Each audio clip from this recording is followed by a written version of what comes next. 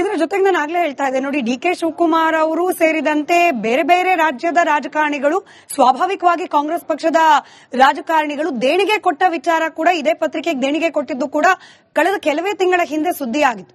But ಅದು ಅವರ ವೈಯಕ್ತಿಕವಾದ ಹಣ ಆಗಿರುತ್ತೆ, ಅವರ ವೈಯಕ್ತಿಕವಾದ ಇಚ್ಛೆ, ಯಾರಿಗೆ ದಾನ ಧರ್ಮ ಮಾಡಬೇಕು, ದೇಣಿಗೆ ಕೊಡಬೇಕು. ಬಟ್ ಇದು ರಾಜ್ಯದ ಬೊಕ್ಕಸದ ಹಣ. ಸರ್ಕಾರ ಜಾಹೀರಾತನ್ನ ಪ್ರಕಟಿಸ್ತಿದೆ ಅಂದ್ರೆ ಅದು ಕಾಂಗ್ರೆಸ್ ಪಾರ್ಟಿ ಫಂಡ್ ಅಲ್ಲ. ಹೌದು, ರಾಜ್ಯದ ಬೊಕ್ಕಸದ ಹಣ ಅಂದ್ರೆ ಜನರ ಟ್ಯಾಕ್ಸ್ ಇಂದ ಬಂದಂತ ಹಣವನ್ನ ಸರ್ಕಾರ ಈ ರೀತಿ ಜಾಹೀರಾತಿನ ಮೂಲಕ ಅದನ್ನ ವ್ಯಯಿಸುವಾಗ ಅದು ಅದಕ್ಕೆ ತಕ್ಕ ಪ್ರತಿಫಲವನ್ನ ನಮ್ಮ ಸರ್ಕಾರ ಪಡ್ಕೊಳ್ತಾ ಇದೆಯಲ್ಲ ಅನ್ನೋದು ಸಹಜವಾಗಿ ನಮ್ಮ ಕರ್ನಾಟಕದ ಜನತೆಗೆ ಒಂದು ಬರುವಂತ ಒಂದು ಪ್ರಶ್ನೆ.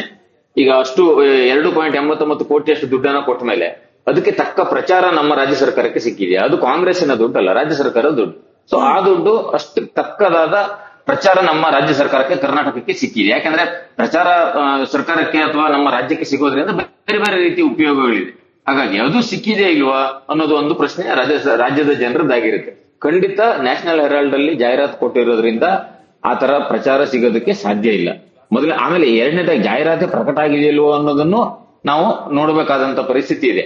ಅವಾಗಲೇ ನೀವು ಹೇಳಿದ್ರಿ D K Shivakumar, D K Suresh ಅವರು ಅಥವಾ ಬೇರೆ ಯಾವುದೇ ರಾಜಕಾರಣಿಗಳು ಈ ತರ ದುಡ್ಡನ್ನ ಕೊಟ್ಟಿದ್ರೆ ಅದು ಅವರ ಖಾಸಗಿ ದುಡ್ಡು ಅಂತ. ಒಂದು ಕಡೆ ಅದನ್ನ ಖಾಸಗಿ ದುಡ್ಡು ಅಂತ ನಾವು ಹೇಳ್ಬೋದಾದ್ರೂ ಕೂಡ ಖಾಸಗಿ ದುಡ್ಡನ್ನ ಯಾವ ಕಾರಣಕ್ಕೋಸ್ಕರ ಈ ತರ ಸಂಸ್ಥೆಗಳಿಗೆ ಅವರು ಕೊಡ್ತಾರೆ ಅಂದ್ರೆ ನೀವು ರಾಷ್ಟ್ರೀಯ ದೃಷ್ಟಿಕೋನವನ್ನ ಇಟ್ಕೊಂಡು ಗಮನಿಸಿದಾಗ ಈ ತರ ಒಂದು ಸಂಸ್ಥೆಯನ್ನ ಇಟ್ಟುಕೊಂಡು ಅದರ ಮೂಲಕ ಬೇರೆ ಬೇರೆ ರೀತಿಯ ಹಣವನ್ನ ಕಲೆಕ್ಟ್ ಮಾಡುವಂತ ವ್ಯವಹಾರಗಳು ನಡೀತಾ ಇದೆಯಾ? ಬೇರೆ ಕಾರಣಕ್ಕೋಸ್ಕರ ಆ ಸಂಸ್ಥೆಯ ಕೆಲಸ ಬಿಟ್ಟು ಇನ್ಯಾವುದೋ ಕಾರಣಕ್ಕೋಸ್ಕರ ಆ ಸಂಸ್ಥೆ ಕೊಟ್ರೆ ಅದನ್ನ ಶೆಲ್ ಕಂಪನಿಗಳು ಅಂತ ಕರೀತಾರೆ. ಅಂದ್ರೆ ನೀವು ಯಾವ್ದೋ ಕೆಲಸ ಮಾಡ್ಕೊಂಡಿರ್ತೀರಿ, ಯಾರ ಹತ್ರನೋ ಮಾಡಿಸ್ಕೊಂಡಿರ್ತೀರಿ, ಇನ್ಯಾರಿಗೋ ದುಡ್ಡು ಹಾಕಿರ್ತೀರಿ. ಅಂದ್ರೆ ನೇರವಾಗಿ ನೀವು ಯಾವ ಕಾರಣಕ್ಕೆ ಯಾರಿಗೆ ದುಡ್ಡು ಕೊಟ್ರಿ ಅನ್ನೋದು ಯಾವ್ದು ದಾಖಲೆಯಲ್ಲಿ ಬರಬಾರ್ದು ಅನ್ನೋ ಕಾರಣಕ್ಕೆ ಈ ತರ ಮಾರ್ಗಗಳನ್ನ ಕಂಡುಹಿಡ್ಕೊಂಡಿರ್ತಾರೆ. ಇದು ಈ ಇಡಿ ಅಂತಾರಲ್ಲ, ಎನ್ಫೋರ್ಸ್ಮೆಂಟ್ ಡೈರೆಕ್ಟರೇಟ್ ಅಂಡರ್ ಅಲ್ಲಿ ಇದೆಲ್ಲ ಬರುತ್ತೆ. ಯಾಕೆಂತಂದ್ರೆ ಹಣವನ್ನ ಬೇರೆ ಬೇರೆ ಮೂಲಗಳ ಮೂಲಕ, ಬೇರೆ ಬೇರೆ ಈ ದಾರಿಗಳ ಮೂಲಕ ಈ ತರ ಟ್ರಾನ್ಸಾಕ್ಟ್ ಮಾಡ್ತಾ ಇರ್ತಾರೆ ಬೇರೆ ಕೆಲಸಕ್ಕೋಸ್ಕರ ಅಂತ. ಹಾಗಾಗಿ ರಾಷ್ಟ್ರೀಯ ದೃಷ್ಟಿಕೋನದ ಮೂಲಕ ಅದನ್ನ ಗಮನಿಸಿದಾಗ ಯಾರೋ ರಾಜಕಾರಣಿ ಈ ಸಂಸ್ಥೆ ಕೊಟ್ಟ ದುಡ್ಡು ಕೂಡ ನನ್ನ ಪ್ರಕಾರ ಅದು ಆನ್ಸರೇಬಲ್ ಆಗುತ್ತೆ ಅಥವಾ ಕ್ವಶನೇಬಲ್, ಯಾಕೆ ಕೊಟ್ರು ಅನ್ನೋದು. ಆ ತರದ ದಿಕ್ಕಿನಲ್ಲಿ ಈಗ ತನಿಖೆ ನಡೀತಾ ಇದೆ. ಇದ್ರ ಜೊತೆಗೆ ಸರ್, ನಮ್ಗೆ ಇದರಲ್ಲಿ ಹಣಕಾಸಿನ ವಹಿವಾಟಿನ ಬಗ್ಗೆ ಕೂಡ ಮಾತನಾಡ್ಬೇಕಾ ಅಂತ ಹೇಳಿ. ಯಾಕಂದ್ರೆ ನಮಗೆ ಗೊತ್ತಿರೋ ಹಾಗೆ ಈ ಆಸ್ತಿ ಮುಟ್ಟುಗೋಲು ಲೆವೆಲ್ಗೆಲ್ಲ ಚರ್ಚೆ ಆಗಿ ಹೋಗಿದೆ ನ್ಯಾಷನಲ್ ಹೆರಾಲ್ಡ್ ಪ್ರಕರಣದಲ್ಲಿ. ಹೀಗಿರುವಾಗ ರಾಜ್ಯ ಸರ್ಕಾರದ ಬೊಕ್ಕಸದಿಂದ ಹಣ ಸಂದಾಯ ಆಗ್ತಾ ಇದೆ. ಕಾಂಗ್ರೆಸ್ ಪಕ್ಷದ ನಾಯಕರು D K Suresh, D K Shivakumar ಅಂತವರು ಯಥೇಚ್ಛವಾಗಿ ದೇಣಿಗೆ ರೂಪದಲ್ಲಿ ಹಣ ಕೊಡ್ತಿದ್ದಾರೆ ಅಂತಂದ್ರೆ ಎಲ್ಲೋ ಈ ಲೆಕ್ಕಾಚಾರಗಳನ್ನ ಸರಿಪಡಿಸುವ ಪ್ರಯತ್ನ ಈ ವಾಮ ಮಾರ್ಗಗಳಿಂದ ಅಥವಾ ಈ ರೀತಿ ಜಾಹೀರಾತು ನೀಡೋ ಮೂಲಕ ಆಗ್ತಿದೆಯಾ ಅನ್ನೋ ಸಹಜ ಅನುಮಾನ ಬಂದ್ಬಿಡುತ್ತೆ. ಕರೆಕ್ಟ್, ಅದನ್ನೇ ನಾನು ಹೇಳಿದೆ. ಅಂದ್ರೆ ಇವರೆಲ್ಲ ಯಾಕೋಸ್ಕರ ದುಡ್ಡು ಕೊಡ್ತಾ ಇದ್ದಾರೆ ಅನ್ನೋದೊಂದು ಪ್ರಶ್ನೆ ಸಹಜವಾಗಿ ಬಂದೇ ಬರುತ್ತೆ. ಜಾಹೀರಾತನ್ನ ಈಗ ಡಿ ಕೆ ಶಿವಕುಮಾರ್ ಅವರು ಜಾಹೀರಾತು ಕೊಟ್ಟರೆ, ಡಿ ಕೆ ಶಿವಕುಮಾರ್ ಅವರಿಗೆ ಡೆಲ್ಲಿಲಿ ನ್ಯಾಷನಲ್ ಹೆರಾಲ್ಡ್ಗೆ ಜಾಹೀರಾತು ಕೊಟ್ಟು ಏನಾಗಬೇಕಾಗಿದೆ? ನಿಮ್ಗೆ ಅದಕ್ಕಿಂತ ಜಾಸ್ತಿ ಚೆನ್ನಾಗಿ ಸರ್ಕ್ಯುಲೇಷನ್ ಇರೋ ಹಿಂದೂಸ್ತಾನ್ ಟೈಮ್ಸ್ ಇದೆ, ಟೈಮ್ಸ್ ಆಫ್ ಇಂಡಿಯಾ ಇದೆ, ಈ ತರದ ಪತ್ರಿಕೆಗಳಿದೆ. ಅದೆಲ್ಲ ಬಿಟ್ಟು ನ್ಯಾಷನಲ್ ಹೆರಾಲ್ಡ್ ಅನ್ನೇ ಯಾಕೆ ಅವ್ರು ಆಯ್ಕೆ ಮಾಡ್ಕೊಂಡ್ರು? ಆ ಪ್ರಶ್ನೆ ಬಂದಾಗ ನಮಗೆ ಕಾಣೋ ಉತ್ತರ ಅದು ಕಾಂಗ್ರೆಸ್ ಹೈಕಮಾಂಡ್ಗೆ ಸಂಪರ್ಕ ಹೊಂದಿರುವಂತದ್ದು ಅಂತ. ಅದನ್ನ ಆರಂಭಿಸಿದ್ದು ಕೂಡ ನೆಹರು ಅವರೇನೆ. ಸೊ ಅದು ಅವತ್ತಿಂದನೂ ಕೂಡ ಬಹುಶಃ 1938 ಅನ್ಸುತ್ತೆ, ಅವತ್ತಿಂದನೂ ಅದು ನೆಹರು ಕುಟುಂಬದವರ ವ್ಯಾಪ್ತಿಯಲ್ಲೇ ಇದೆ. ಆರಂಭದ ಹಂತದಲ್ಲಿ ಒಂದ್ ಸ್ವಲ್ಪ ಸರ್ಕ್ಯುಲೇಷನ್ ಇತ್ತು, ಬಟ್ ಇತ್ತೀಚೆಗೆ ಅದು ಮಧ್ಯದಲ್ಲಿ ಅದರ ಸರ್ಕ್ಯುಲೇಷನ್ ಕೂಡ ಸ್ಟಾಪ್ ಆಗಿತ್ತು, ಪ್ರಕಟಣೆ ಕೂಡ. ಆಮೇಲೆ ಮತ್ತೆ ಅದಕ್ಕೆ ಸ್ವಲ್ಪ ಚಾಲನೆ ಕೊಟ್ಟರು. ಬಟ್ ಆ ಚಾಲನೆ ಕೊಟ್ಟಿರೋ ಹಿಂದಿನ ಉದ್ದೇಶನೇ ಅದನ್ನ ಬೇರೆ ಈ ಸಂಸ್ಥೆಯನ್ನ ಈ ರೀತಿ ಬೇರೆ ಬೇರೆ ಹಣದ ವ್ಯವಹಾರಗಳಿಗೆ ಬಳಸಿಕೊಳ್ಳೋ ದುರುದ್ದೇಶದಿಂದ ಸ್ಟಾರ್ಟ್ ಮಾಡಲಾಯಿತು ಅನ್ನೋ ಆರೋಪ ಕೂಡ ಇದೆ. ಅದಕ್ಕೆ ತಕ್ಕಾಗಿ ಅದಕ್ಕೆ ಹೇಳ್ಕೊಳ್ಳುವಂತ ಸರ್ಕ್ಯುಲೇಷನ್ ಇಲ್ಲ. ಮತ್ತೆ ಅದು ಒಂದು ಕುಟುಂಬದ, ಒಂದು ಪಕ್ಷದಕ್ಕೆ ತುಂಬಾ ಸೀಮಿತವಾಗಿರುವಂತಹ ಪತ್ರಿಕೆ ಆಗಿರೋದ್ರಿಂದ ಸಹಜವಾಗಿ ರಾಜ್ಯ ಸರ್ಕಾರ ಅದಕ್ಕೆ ಆಡ್ ಕೊಟ್ಟಾಗ ಕಾಂಗ್ರೆಸ್ ಹೈಕಮಾಂಡ್ ಅನ್ನು ಖುಷಿ ಪಡಿಸೋದಕ್ಕೋಸ್ಕರನೇ ಈ ಜಾಹೀರಾತನ್ನ ನೀಡಿದೆ ಅನ್ನೋದ್ರಲ್ಲಿ ಯಾವ ಅನುಮಾನ ನನಗಂತೂ ಕಾಣಿಸ್ತಾ ಇಲ್ಲ. ಇಂಟ್ರೆಸ್ಟಿಂಗ್ಲಿ ನೀವು ರೀಲಾಂಚ್ ಬಗ್ಗೆ ಮಾತನಾಡ್ತಾ ಇದ್ರಿ. ಪತ್ರಿಕೆಯ ರೀಲಾಂಚ್ ಆಗಿದ್ದು ಕೂಡ ನಮ್ಮದೇ ಕರ್ನಾಟಕ ಬೆಂಗಳೂರಿನಲ್ಲಿ. ಅದರಲ್ಲೂ ಸಿದ್ದರಾಮಯ್ಯನವರು ಹಿಂದೆ ಮುಖ್ಯಮಂತ್ರಿ ಆಗಿದ್ದ ಸಂದರ್ಭದಲ್ಲಿ 2017ರಲ್ಲಿ ನಾವು ಅಂಶಗಳನ್ನ ವೀಕ್ಷಕರ ಗಮನಕ್ಕೆ ಡಿಸ್ಪ್ಲೇ ಮಾಡ್ತಾ ಇದೀವಿ. ಬಟ್ ನನಗಿರೋ ಕುತೂಹಲ ಸರ್, ಈ ಲೆಕ್ಕಾಚಾರ ಅಂದ್ರೆ ನಮಗ್ ಸಿಕ್ಕಿರೋ ಮಾಹಿತಿ ಪ್ರಕಾರ 2 ವರ್ಷದಲ್ಲಿ 2.89 ಕೋಟಿ, ವಿಚ್ ಇಸ್ ಕ್ಲೋಸ್ ಟು 3 ಕೋಟಿ. ಇದು ಯಾವುದೇ ಪತ್ರಿಕೆಗೆ ಖರ್ಚು ಮಾಡೋ ಲೆಕ್ಕಕ್ಕಿಂತ ಹೆಚ್ಚು ಅಂತ ಏನಾದ್ರೂ ಅನಿಸ್ತಾ ಇದೆಯಾ? ಯಾಕಂತಂದ್ರೆ ಮೊದಲನೇದಾಗಿ ಸರ್ಕ್ಯುಲೇಷನ್ ಇಲ್ಲ ಸರ್ ಸರಿಯೇ, ಸರ್ಕ್ಯುಲೇಷನ್ ಇರೋ ಪತ್ರಿಕೆಗೆ ಕೊಡೋದ್ಕಿಂತ ಹೆಚ್ಚಿಗೆ ಏನಾದ್ರು ಕೊಟ್ಟಿದ್ದಾರಾ ಅನ್ನೋದು ಕೂಡ ಅನುಮಾನ ಕಾರಣ ಆಗತ್ತೆ. ಅಂದ್ರೆ ನ್ಯಾಷನಲ್ ಈಗ ಬಹುಶಃ ನಮ್ಮ ರಾಜ್ಯದ ವ್ಯಾಪ್ತಿಯ ಪತ್ರಿಕೆಗಳನ್ನ ತಗೊಂಡ್ರೆ ಅದು ಜಾಸ್ತಿ ಅಲ್ಲದೆ ಇರ್ಬೋದು. ಆದ್ರೆ ರಾಜ್ಯದಿಂದ ಹೊರಗಿನ ಪತ್ರಿಕೆಗಳಿಗೆ ನೀಡಿರೋ ಜಾಹೀರಾತನ್ನ ನಾವು ಲೆಕ್ಕ ಹಾಕೊಂಡ್ರೆ 65% ನಷ್ಟು ನ್ಯಾಷನಲ್ ಹೆರಾಲ್ಡ್ಗೆ ಕೊಟ್ಟಿದ್ದಾರೆ. ಅಂದ್ರೆ ಉಳಿದ ಏನು ಪ್ರಮುಖ ಪತ್ರಿಕೆಗಳು ಅಂತ ನಾವೇನ್ ಪರಿಗಣಿಸ್ತೀವಿ, ಹಿಂದೂ ಇರ್ಬೋದು ಅಥವಾ ಟೈಮ್ಸ್ ಆಫ್ ಇಂಡಿಯಾ ಇರ್ಬೋದು, ಈ ತರದ ಪತ್ರಿಕೆಗಳಿಗೆ ಹೋಲಿಸಿದಾಗ ನೀವು ಅವರಿಗೆ ಕೊಟ್ಟ ಜಾಹೀರಾತಿಗಿಂತ ನಮ್ಮ ಏನು ನ್ಯಾಷನಲ್ ಹೆರಾಲ್ಡ್ಗೆ ಕೊಟ್ಟ ಜಾಹೀರಾತು ಜಾಸ್ತಿ ಇದೆ. ಅವಾಗ ಸಹಜವಾಗಿ ಅನುಮಾನ ಬರುತ್ತೆ, ನೀವು ಹೆಚ್ಚಿಗೆ ಸರ್ಕ್ಯುಲೇಷನ್ ಇರುವ ಹೆಚ್ಚು ಪ್ರಸಾರ ಸಂಖ್ಯೆ ಹೊಂದಿರುವಂತ ಪತ್ರಿಕೆಗಳನ್ನ ಬಿಟ್ಟು ತುಂಬಾ ಕಡಿಮೆ ಇರುವಂತ ಪತ್ರಿಕೆಗೆ ಜಾಹೀರಾತು ಕೊಡೋದ್ರ ಹಿಂದಿನ ಉದ್ದೇಶ ಏನು ಅನ್ನೋದ್ರ ಬಗ್ಗೆ ಖಂಡಿತವಾಗಿ ಜನರಲ್ಲಿ ಪ್ರಶ್ನೆಗಳು ಮೂಡುತ್ತೆ. ಮತ್ತೆ ಅದು ಪ್ರತಿಯೊಬ್ಬರು ಕನ್ನಡಿಗನು ಕೇಳಬೇಕಾಗಿರುವಂತ ಪ್ರಶ್ನೆ. ಯಾಕಂದ್ರೆ ಕನ್ನಡಿಗರ ದುಡ್ಡು ಈ ತರ ಯಾರ್ಯಾರ್ದೋ ಪಾಲಾಗ್ತಾ ಇದೆ, ಯಾವ್ಯಾವ್ದೋ ಕಾರಣಕ್ಕೋಸ್ಕರ. ಉದ್ದೇಶ ಚೆನ್ನಾಗಿಲ್ದೆ ಹೋದಾಗ ಸಹಜವಾಗಿ ಕನ್ನಡಿಗರು ಅದನ್ನ ಪ್ರಶ್ನೆ ಮಾಡ್ಲೇಬೇಕು ಅಂತ ನನಗನ್ಸುತ್ತೆ.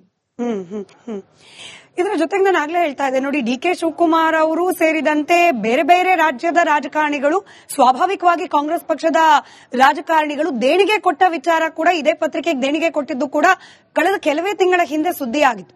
ಬಟ್ ಅದು ಅವರ ವೈಯಕ್ತಿಕವಾದ ಹಣ ಆಗಿರುತ್ತೆ, ಅವರ ವೈಯಕ್ತಿಕವಾದ ಇಚ್ಛೆ, ಯಾರಿಗೆ ದಾನ ಧರ್ಮ ಮಾಡಬೇಕು, ದೇಣಿಗೆ ಕೊಡಬೇಕು. ಬಟ್ ಇದು ರಾಜ್ಯದ ಬೊಕ್ಕಸದ ಹಣ.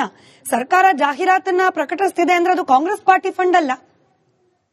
ಹೌದು, ರಾಜ್ಯದ ಬೊಕ್ಕಸದ ಹಣ ಅಂದ್ರೆ ಜನರ ಟ್ಯಾಕ್ಸ್ ಇಂದ ಬಂದಂತ ಹಣವನ್ನ ಸರ್ಕಾರ ಈ ರೀತಿ ಜಾಹೀರಾತಿನ ಮೂಲಕ ಅದನ್ನ ವ್ಯಯಿಸುವಾಗ ಅದು ಅದಕ್ಕೆ ತಕ್ಕ ಪ್ರತಿಫಲವನ್ನ ನಮ್ಮ ಸರ್ಕಾರ ಪಡ್ಕೊಳ್ತಾ ಇದೆಯಲ್ಲ ಅನ್ನೋದು ಸಹಜವಾಗಿ ನಮ್ಮ ಏನು ಕರ್ನಾಟಕದ ಜನತೆಗೆ ಒಂದು ಬರುವಂತ ಒಂದು ಪ್ರಶ್ನೆ. ಈಗ ಅಷ್ಟು 2.89 ಕೋಟಿಯಷ್ಟು ದುಡ್ಡನ್ನ ಕೊಟ್ಟ ಮೇಲೆ ಅದಕ್ಕೆ ತಕ್ಕ ಪ್ರಚಾರ ನಮ್ಮ ರಾಜ್ಯ ಸರ್ಕಾರಕ್ಕೆ ಸಿಕ್ಕಿದೆಯಾ? ಅದು ಕಾಂಗ್ರೆಸ್ಸಿನ ದುಡ್ಡಲ್ಲ, ರಾಜ್ಯ ಸರ್ಕಾರದ ದುಡ್ಡು. ಸೊ ಆ ದುಡ್ಡು ಅಷ್ಟು ತಕ್ಕದಾದ ಪ್ರಚಾರ ನಮ್ಮ ರಾಜ್ಯ ಸರ್ಕಾರಕ್ಕೆ, ಕರ್ನಾಟಕಕ್ಕೆ ಸಿಕ್ಕಿದೆ. ಯಾಕಂದ್ರೆ ಪ್ರಚಾರ ಸರ್ಕಾರಕ್ಕೆ ಅಥವಾ ನಮ್ಮ ರಾಜ್ಯಕ್ಕೆ ಸಿಗೋದ್ರಿಂದ ಬೇರೆ ಬೇರೆ ರೀತಿ ಉಪಯೋಗಗಳಿದೆ. ಹಾಗಾಗಿ ಅದು ಸಿಕ್ಕಿದೆ ಇಲ್ವಾ ಅನ್ನೋದು ಒಂದು ಪ್ರಶ್ನೆ ರಾಜ್ಯದ ಜನರದ್ದಾಗಿರುತ್ತೆ. ಖಂಡಿತ ನ್ಯಾಷನಲ್ ಹೆರಾಲ್ಡ್ ಅಲ್ಲಿ ಜಾಹೀರಾತು ಕೊಟ್ಟಿರೋದ್ರಿಂದ ಆ ತರ ಪ್ರಚಾರ ಸಿಗೋದಕ್ಕೆ ಸಾಧ್ಯ ಇಲ್ಲ. ಆಮೇಲೆ ಎರಡನೇದಾಗಿ ಜಾಹೀರಾತು ಪ್ರಕಟ ಆಗಿದೆಯಲ್ವೋ ಅನ್ನೋದನ್ನು ನಾವು ನೋಡಬೇಕಾದಂತ ಪರಿಸ್ಥಿತಿ ಇದೆ. ಅವಾಗಲೇ ನೀವು ಹೇಳಿದ್ರಿ D K Shivakumar D K Suresh ಅವರು ಅಥವಾ ಬೇರೆ ಯಾವುದೇ ರಾಜಕಾರಣಿಗಳು ಈ ತರ ದುಡ್ಡನ್ನ ಕೊಟ್ಟಿದ್ರೆ ಅದು ಅವರ ಖಾಸಗಿ ದುಡ್ಡು ಅಂತ. ಒಂದು ಕಡೆ ಅದನ್ನ ಖಾಸಗಿ ದುಡ್ಡು ಅಂತ ನಾವು ಹೇಳ್ಬೋದಾದ್ರೂ ಕೂಡ ಖಾಸಗಿ ದುಡ್ಡನ್ನ ಯಾವ ಕಾರಣಕ್ಕೋಸ್ಕರ ಈ ತರ ಸಂಸ್ಥೆಗಳಿಗೆ ಅವರು ಕೊಡ್ತಾರೆ ಅಂದ್ರೆ ನೀವು ರಾಷ್ಟ್ರೀಯ ದೃಷ್ಟಿಕೋನವನ್ನ ಇಟ್ಕೊಂಡು ಗಮನಿಸಿದಾಗ ಈ ತರ ಒಂದು ಸಂಸ್ಥೆಯನ್ನ ಇಟ್ಟುಕೊಂಡು ಅದರ ಮೂಲಕ ಬೇರೆ ಬೇರೆ ರೀತಿಯ ಹಣವನ್ನ ಕಲೆಕ್ಟ್ ಮಾಡುವಂತ ಏನು ವ್ಯವಹಾರಗಳು ನಡೀತಾ ಇದೆಯಾ ಬೇರೆ ಕಾರಣಕ್ಕೋಸ್ಕರ, ಆ ಸಂಸ್ಥೆಯ ಕೆಲಸ ಬಿಟ್ಟು ಇನ್ಯಾವುದೋ ಕಾರಣಕ್ಕೋಸ್ಕರ ಆ ಸಂಸ್ಥೆ ಕೊಟ್ರೆ ಅದನ್ನ ಶೆಲ್ ಕಂಪನಿಗಳು ಅಂತ ಕರೀತಾರೆ. ಅಂದ್ರೆ ನೀವು ಯಾವ್ದೋ ಕೆಲಸ ಮಾಡ್ಕೊಂಡಿರ್ತೀರಿ, ಯಾರ ಹತ್ರನೋ ಮಾಡಿಸ್ಕೊಂಡಿರ್ತೀರಿ, ಇನ್ಯಾರಿಗೋ ದುಡ್ಡು ಹಾಕಿರ್ತೀರಿ. ಅಂದ್ರೆ ನೇರವಾಗಿ ನೀವು ಯಾವ ಕಾರಣಕ್ಕೆ ಯಾರಿಗೆ ದುಡ್ಡು ಕೊಟ್ರಿ ಅನ್ನೋದು ಯಾವ್ದು ದಾಖಲೆಯಲ್ಲಿ ಬರಬಾರ್ದು ಅನ್ನೋ ಕಾರಣಕ್ಕೆ ಈ ತರ ಮಾರ್ಗಗಳನ್ನ ಕಂಡುಹಿಡ್ಕೊಂಡಿರ್ತಾರೆ. ಇದು ಈ ಇಡಿ ಅಂತಾರಲ್ಲ, ಎನ್ಫೋರ್ಸ್ಮೆಂಟ್ ಡೈರೆಕ್ಟರೇಟ್ ಅಂಡರ್ ಅಲ್ಲಿ ಇದೆಲ್ಲ ಬರುತ್ತೆ. ಯಾಕೆಂತಂದ್ರೆ ಹಣವನ್ನ ಬೇರೆ ಬೇರೆ ಮೂಲಗಳ ಮೂಲಕ, ಬೇರೆ ಬೇರೆ ಈ ದಾರಿಗಳ ಮೂಲಕ ಈ ತರ ಟ್ರಾನ್ಸಾಕ್ಟ್ ಮಾಡ್ತಾ ಇರ್ತಾರೆ ಬೇರೆ ಕೆಲಸಕ್ಕೋಸ್ಕರ ಅಂತ. ಹಾಗಾಗಿ ರಾಷ್ಟ್ರೀಯ ದೃಷ್ಟಿಕೋನದ ಮೂಲಕ ಅದನ್ನ ಗಮನಿಸಿದಾಗ ಯಾರೋ ರಾಜಕಾರಣಿ ಈ ಸಂಸ್ಥೆ ಕೊಟ್ಟ ದುಡ್ಡು ಕೂಡ ನನ್ನ ಪ್ರಕಾರ ಅದು ಏನು ಆನ್ಸರೇಬಲ್ ಆಗುತ್ತೆ ಅಥವಾ ಕ್ವಶನೇಬಲ್, ಯಾಕೆ ಕೊಟ್ರು ಅನ್ನೋದು. ಆ ತರದ ದಿಕ್ಕಿನಲ್ಲಿ ಈಗ ತನಿಖೆ ನಡೀತಾ ಇದೆ. ಇದ್ರ ಜೊತೆಗೆ ಸರ್, ನಮ್ಗೆ ಇದರಲ್ಲಿ ಹಣಕಾಸಿನ ವಹಿವಾಟಿನ ಬಗ್ಗೆ ಕೂಡ ಮಾತನಾಡ್ಬೇಕಾ ಅಂತ ಹೇಳಿ. ಯಾಕಂದ್ರೆ ನಮಗೆ ಗೊತ್ತಿರೋ ಹಾಗೆ ಈ ಆಸ್ತಿ ಮುಟ್ಟುಗೋಲು ಲೆವೆಲ್ಗೆಲ್ಲ ಚರ್ಚೆ ಆಗಿ ಹೋಗಿದೆ ನ್ಯಾಷನಲ್ ಹೆರಾಲ್ಡ್ ಪ್ರಕರಣದಲ್ಲಿ. ಹೀಗಿರುವಾಗ ರಾಜ್ಯ ಸರ್ಕಾರದ ಬೊಕ್ಕಸದಿಂದ ಹಣ ಸಂದಾಯ ಆಗ್ತಾ ಇದೆ. ಕಾಂಗ್ರೆಸ್ ಪಕ್ಷದ ನಾಯಕರು D K Suresh, D K Shivakumar ಅಂತವರು ಯಥೇಚ್ಛವಾಗಿ ದೇಣಿಗೆ ರೂಪದಲ್ಲಿ ಹಣ ಕೊಡ್ತಿದ್ದಾರೆ ಅಂತಂದ್ರೆ ಎಲ್ಲೋ ಈ ಲೆಕ್ಕಾಚಾರಗಳನ್ನ ಸರಿಪಡಿಸುವ ಪ್ರಯತ್ನ ಈ ವಾಮ ಮಾರ್ಗಗಳಿಂದ ಅಥವಾ ಈ ರೀತಿ ಜಾಹೀರಾತು ನೀಡೋ ಮೂಲಕ ಆಗ್ತಿದೆಯಾ ಅನ್ನೋ ಸಹಜ ಅನುಮಾನ ಬಂದ್ಬಿಡುತ್ತೆ. ಕರೆಕ್ಟ್, ಅದನ್ನೇ ನಾನು ಹೇಳಿದೆ. ಅಂದ್ರೆ ಇವರೆಲ್ಲ ಯಾಕೋಸ್ಕರ ದುಡ್ಡು ಕೊಡ್ತಾ ಇದಾರೆ ಅನ್ನೋದೊಂದು ಪ್ರಶ್ನೆ ಸಹಜವಾಗಿ ಬಂದೇ ಬರುತ್ತೆ. ಜಾಹೀರಾತನ್ನ ಈಗ ಡಿ ಕೆ ಶಿವಕುಮಾರ್ ಅವರು ಜಾಹೀರಾತು ಕೊಟ್ಟರೆ, ಡಿ ಕೆ ಶಿವಕುಮಾರ್ ಅವರಿಗೆ ಡೆಲ್ಲಿಲಿ ನ್ಯಾಷನಲ್ ಹೆರಾಲ್ಡ್ಗೆ ಜಾಹೀರಾತು ಕೊಟ್ಟು ಏನಾಗಬೇಕಾಗಿದೆ? ನಿಮ್ಗೆ ಅದಕ್ಕಿಂತ ಜಾಸ್ತಿ ಚೆನ್ನಾಗಿ ಸರ್ಕ್ಯುಲೇಷನ್ ಇರೋ ಹಿಂದೂಸ್ತಾನ್ ಟೈಮ್ಸ್ ಇದೆ, ಟೈಮ್ಸ್ ಆಫ್ ಇಂಡಿಯಾ ಇದೆ, ಈ ತರದ ಪತ್ರಿಕೆಗಳಿದೆ. ಅದೆಲ್ಲ ಬಿಟ್ಟು ನ್ಯಾಷನಲ್ ಹೆರಾಲ್ಡ್ ಅನ್ನೇ ಯಾಕೆ ಅವ್ರು ಆಯ್ಕೆ ಮಾಡ್ಕೊಂಡ್ರು? ಆ ಪ್ರಶ್ನೆ ಬಂದಾಗ ನಮಗೆ ಕಾಣೋ ಉತ್ತರ ಅದು ಕಾಂಗ್ರೆಸ್ ಹೈಕಮಾಂಡ್ಗೆ ಸಂಪರ್ಕ ಹೊಂದಿರುವಂತದ್ದು ಅಂತ. ಅದನ್ನ ಆರಂಭಿಸಿದ್ದು ಕೂಡ ನೆಹರು ಅವರೇನೆ. ಸೊ ಅದು ಅವತ್ತಿಂದನೂ ಕೂಡ ಬಹುಶಃ 1938 ಅನ್ಸುತ್ತೆ, ಅವತ್ತಿಂದನೂ ಅದು ನೆಹರು ಕುಟುಂಬದವರ ವ್ಯಾಪ್ತಿಯಲ್ಲೇ ಇದೆ. ಆರಂಭದ ಹಂತದಲ್ಲಿ ಒಂದ್ ಸ್ವಲ್ಪ ಸರ್ಕ್ಯುಲೇಷನ್ ಇತ್ತು, ಬಟ್ ಇತ್ತೀಚೆಗೆ ಅದು ಏನು ಮಧ್ಯದಲ್ಲಿ ಅದರ ಸರ್ಕ್ಯುಲೇಷನ್ ಕೂಡ ಸ್ಟಾಪ್ ಆಗಿತ್ತು, ಪ್ರಕಟಣೆ ಕೂಡ. ಆಮೇಲೆ ಮತ್ತೆ ಅದಕ್ಕೆ ಸ್ವಲ್ಪ ಏನು ಚಾಲನೆ ಕೊಟ್ಟರು. ಬಟ್ ಆ ಚಾಲನೆ ಕೊಟ್ಟಿರೋ ಹಿಂದಿನ ಉದ್ದೇಶನೇ ಅದನ್ನ ಬೇರೆ ಈ ಸಂಸ್ಥೆಯನ್ನ ಈ ರೀತಿ ಬೇರೆ ಬೇರೆ ಹಣದ ವ್ಯವಹಾರಗಳಿಗೆ ಬಳಸ್ಕೊಳ್ಳೋ ದುರುದ್ದೇಶದಿಂದ ಸ್ಟಾರ್ಟ್ ಮಾಡಲಾಯಿತು ಅನ್ನೋ ಆರೋಪ ಕೂಡ ಇದೆ. ಅದಕ್ಕೆ ತಕ್ಕಾಗಿ ಅದಕ್ಕೆ ಹೇಳ್ಕೊಳ್ಳುವಂತ ಸರ್ಕ್ಯುಲೇಷನ್ ಇಲ್ಲ. ಮತ್ತೆ ಅದು ಒಂದು ಕುಟುಂಬದ ಒಂದು ಪಕ್ಷದಕ್ಕೆ ತುಂಬಾ ಸೀಮಿತವಾಗಿರುವಂತಹ ಪತ್ರಿಕೆ ಆಗಿರೋದ್ರಿಂದ ಸಹಜವಾಗಿ ಈಗ ರಾಜ್ಯ ಸರ್ಕಾರ ಅದಕ್ಕೆ ಆಡ್ ಕೊಟ್ಟಾಗ ಕಾಂಗ್ರೆಸ್ ಹೈಕಮಾಂಡ್ ಅನ್ನು ಖುಷಿ ಪಡಿಸೋದಕ್ಕೋಸ್ಕರನೇ ಈ ಜಾಹೀರಾತನ್ನ ನೀಡಿದೆ ಅನ್ನೋದ್ರಲ್ಲಿ ಯಾವ ಅನುಮಾನ ನನಗಂತೂ ಕಾಣಿಸ್ತಾ ಇಲ್ಲ. ಇಂಟ್ರೆಸ್ಟಿಂಗ್ಲಿ ನೀವು ರೀಲಾಂಚ್ ಬಗ್ಗೆ ಮಾತನಾಡ್ತಾ ಇದ್ರಿ. ಪತ್ರಿಕೆಯ ರೀಲಾಂಚ್ ಆಗಿದ್ದು ಕೂಡ ನಮ್ಮದೇ ಕರ್ನಾಟಕ ಬೆಂಗಳೂರಿನಲ್ಲಿ. ಅದರಲ್ಲೂ ಸಿದ್ದರಾಮಯ್ಯನವರು ಹಿಂದೆ ಮುಖ್ಯಮಂತ್ರಿ ಆಗಿದ್ದ ಸಂದರ್ಭದಲ್ಲಿ 2017ರಲ್ಲಿ ನಾವು ಅಂಶಗಳನ್ನ ವೀಕ್ಷಕರ ಗಮನಕ್ಕೆ ಡಿಸ್ಪ್ಲೇ ಮಾಡ್ತಾ ಇದೀವಿ. ಬಟ್ ನನಗಿರೋ ಕುತೂಹಲ ಸರ್, ಈ ಲೆಕ್ಕಾಚಾರ ಅಂದ್ರೆ ನಮಗ್ ಸಿಕ್ಕಿರೋ ಮಾಹಿತಿ ಪ್ರಕಾರ 2 ವರ್ಷದಲ್ಲಿ 2.89 ಕೋಟಿ, ವಿಚ್ ಇಸ್ ಕ್ಲೋಸ್ ಟು 3 ಕೋಟಿ.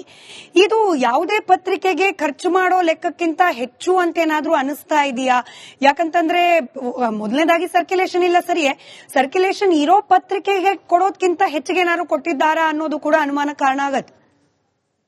ಅಂದ್ರೆ ನ್ಯಾಷನಲ್ ಈಗ ಬಹುಶಃ ನಮ್ಮ ರಾಜ್ಯದ ವ್ಯಾಪ್ತಿಯ ಪತ್ರಿಕೆಗಳನ್ನ ತಗೊಂಡ್ರೆ ಅದು ಜಾಸ್ತಿ ಅಲ್ಲದೆ ಇರ್ಬೋದು. ಆದ್ರೆ ರಾಜ್ಯದಿಂದ ಹೊರಗಿನ ಪತ್ರಿಕೆಗಳಿಗೆ ನೀಡಿರೋ ಜಾಹೀರಾತನ್ನ ನಾವು ಲೆಕ್ಕ ಹಾಕೊಂಡ್ರೆ 65% ನಷ್ಟು ನ್ಯಾಷನಲ್ ಹೆರಾಲ್ಡ್ಗೆ ಕೊಟ್ಟಿದ್ದಾರೆ. ಅಂದ್ರೆ ಉಳಿದ ಏನು ಪ್ರಮುಖ ಪತ್ರಿಕೆಗಳು ಅಂತ ನಾವೇನ್ ಪರಿಗಣಿಸ್ತೀವಿ, ಹಿಂದೂ ಇರ್ಬೋದು ಅಥವಾ ಟೈಮ್ಸ್ ಆಫ್ ಇಂಡಿಯಾ ಇರ್ಬೋದು, ಈ ತರದ ಪತ್ರಿಕೆಗಳಿಗೆ ಹೋಲಿಸಿದಾಗ ನೀವು ಅವರಿಗೆ ಕೊಟ್ಟ ಜಾಹೀರಾತಿಗಿಂತ ನಮ್ಮ ಏನು ನ್ಯಾಷನಲ್ ಹೆರಾಲ್ಡ್ಗೆ ಕೊಟ್ಟ ಜಾಹೀರಾತು ಜಾಸ್ತಿ ಇದೆ.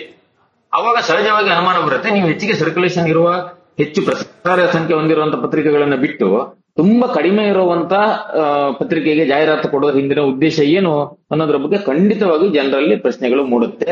ಮತ್ತೆ ಅದು ಪ್ರತಿಯೊಬ್ಬರು ಕನ್ನಡಿಗನು ಕೇಳಬೇಕಾಗಿರುವಂತ ಪ್ರಶ್ನೆ. ಯಾಕೆಂದ್ರೆ ಕನ್ನಡಿಗರ ದುಡ್ಡು ಈ ತರ ಯಾರ್ಯಾರ್ದೋ ಪಾಲಾಗ್ತಾ ಇದೆ, ಯಾವ್ಯಾವ್ದೋ ಕಾರಣಕ್ಕೋಸ್ಕರ. ಉದ್ದೇಶ ಚೆನ್ನಾಗಿಲ್ದೆ ಹೋದಾಗ ಸಹಜವಾಗಿ ಕನ್ನಡಿಗರು ಅದನ್ನ ಪ್ರಶ್ನೆ ಮಾಡ್ಲೇಬೇಕು ಅಂತ ನನಗನ್ಸುತ್ತೆ.